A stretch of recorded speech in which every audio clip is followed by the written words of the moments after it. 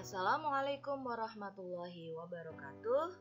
Selamat datang di video pembelajaran kali ini. Nah, pada pertemuan hari ini kita akan belajar tentang hikayat. Ikuti dan simak yuk. Baik, sekarang kita ke tujuan pembelajaran.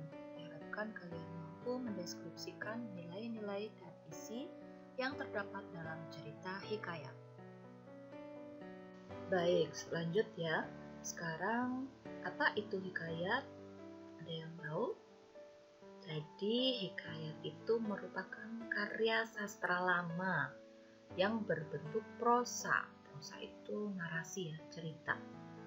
Yang mengisahkan kehidupan keluarga istana atau kaum bangsawan, orang-orang ternama, orang-orang suci di sekitar istana, dengan segala kesaktian, keanehan, dan mukjizat tokoh utamanya.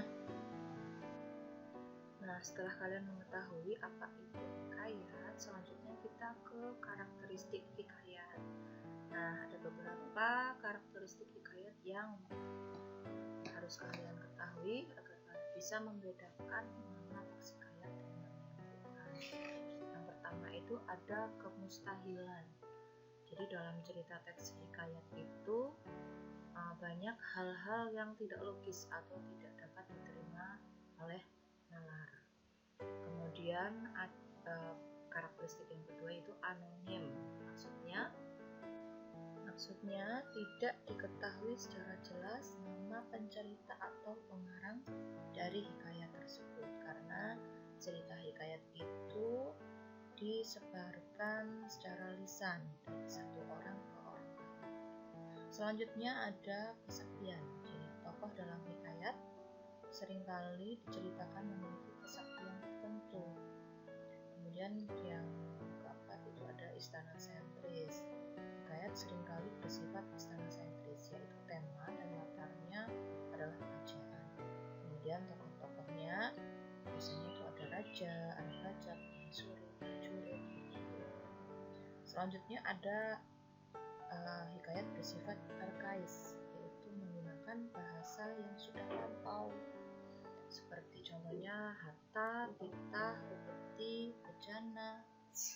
Itu kata-kata yang lampau yang kini sudah tidak digunakan lagi. Selanjutnya yang keenam itu ada bersifat edukasi. Jadi meskipun hikayat itu berupa hasil dari khayalan sang pujangga, tapi tidak menutup kemungkinan bahwa di dalam cerita hikayat itu memiliki amanat, memiliki pesan yang dapat kita terapkan dalam kehidupan sehari-hari. Nah, selanjutnya bahasa yang digunakan dalam hikayat itu menggunakan bahasa Melayu lama, karena hikayat sendiri itu berasal dari daerah Melayu, jadi menggunakan bahasa Melayu lama. Dan yang terakhir bersifat statis, kaku dan tetap. Bersifat statis atau kaku dan tetap. Jadi ya itu tadi ceritanya sekitar kerajaan gitu. Nah, setelah mengetahui karakteristik hikayat, selanjutnya kita ke unsur hikayat. Di sini saya akan menjelaskan tentang unsur intrinsiknya ya. Yang pertama ada tema, latar, kemudian ada penokohan, lalu ada alur, selanjutnya amanat, dan yang terakhir ada sudut pandang. Tema yaitu merupakan unsur yang membangun dari unsur yang mendasari cerita. Kemudian latar itu menjadi gambaran tempat, waktu, dan suasana terjadinya peristiwa dalam cerita. Ya, dalam sebuah karya sastra klasik, latar merupakan unsur yang tidak dapat dilepaskan daerah asal suatu karya sastra klasik. Lalu penokohan, penyajian watak dan pencitraan tokoh. Berdasarkan fungsinya dalam cerita, tokoh itu ada tokoh sentral dan tokoh bawahan. Lalu ada berdasarkan tema itu tokoh protagonis dan tokoh antagonis. Tokoh protagonis itu tokoh yang mendukung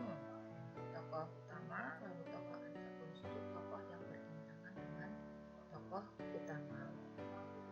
Nah, selanjutnya ada amanat.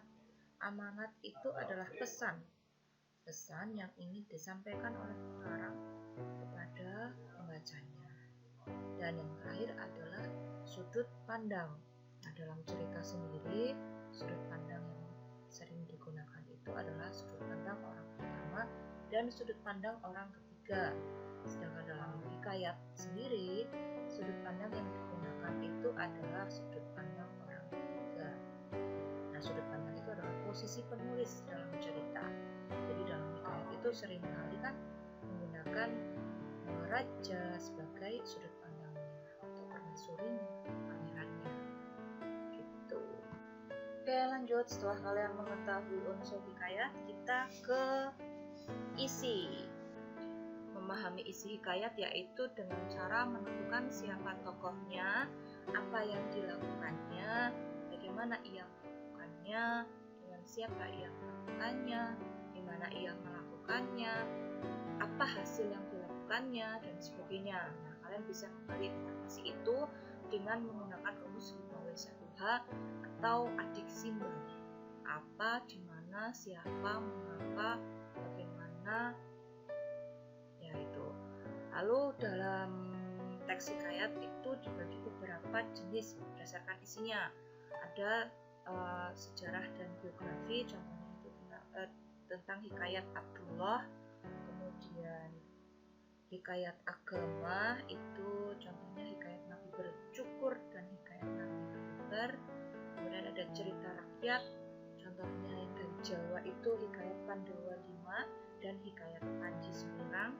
Kemudian ada hikayat epos India, yaitu contohnya hikayat Sri Rama, dan cerita bertingkat seperti hikayat Bahtiar, hikayat Maharaja Ali. Lalu ada hikayat Bayan Kuningan dan 1001 Malam, itu hikayat berbingkai ya. Jadi di dalam cerita ada cerita. Lanjut kita ke nilai yang terkandung dalam cerita hikayat.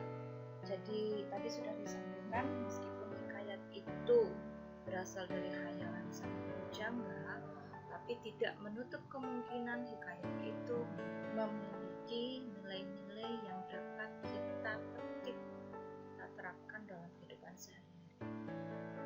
Yang pertama, nilai moral. Nah, nilai moral ini berkaitan dengan baik buruknya tingkah laku tokoh, akhlak atau sikap baik dan buruk manusia. Hikayat banyak mengandung nilai moral yang dapat dijadikan cerminan untuk bersikap dalam kehidupan sehari-hari. Selanjutnya ada nilai agama. Nilai agama ini kaitannya dengan kepercayaan tokoh akan keberadaan Tuhannya. Selanjutnya nilai budaya. Nilai budaya ini kaitannya dengan adat istiadat atau kebiasaan di suatu wilayah tertentu. Karena hikayat berasal dari Melayu, maka kita bisa banyak belajar mengenai kebudayaan Melayu dengan membaca teks hikayat, membaca cerita hikayat.